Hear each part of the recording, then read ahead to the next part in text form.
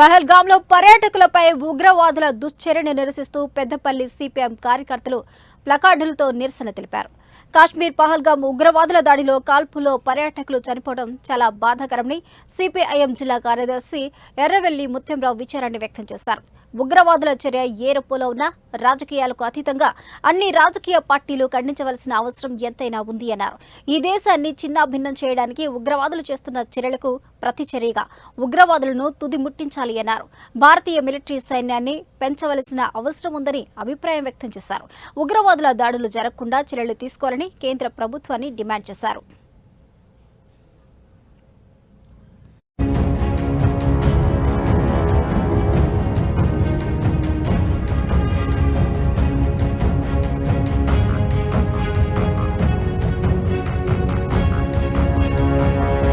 కాశ్మీర్లో పర్యాటకులపై కాల్పులు జరిపి హత్య చేసినటువంటి ఉగ్రవాదుల్ని కఠినంగా శిక్షించాలని, ఈ ఉగ్రవాదానికి తోడ్పాటును అందిస్తున్నటువంటి శక్తులను కూడా కఠినంగా శిక్షించాలని సిపిఎం పార్టీగా డిమాండ్ చేస్తూ ఉన్నాం.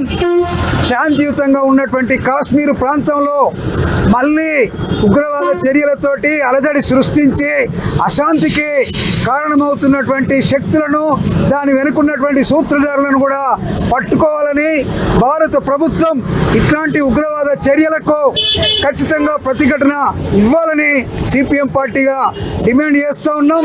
ఈరోజు భారత పౌరులైనటువంటి సుమారు 28 మంది మీద కాల్పులు జరిపి అత్యంత పాశవికంగా హత్య చేసినటువంటి ఉగ్రవాదుల్ని మొత్తం మానవ సమాజం వాళ్ళని చిత్కరించాలి.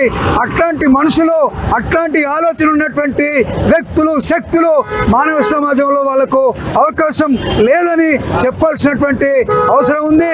అందుకని ఇప్పటికైనా భారత ప్రభుత్వం ఇంటెలిజెన్స్ నిఘా విభాగం కానీ, భారత సైన్యం కానీ, రక్షణ వ్యవస్థ కానీ ఇట్లాంటి చర్యలు పునరావృతం కాకుండా ఇట్లాంటి ఘటనలు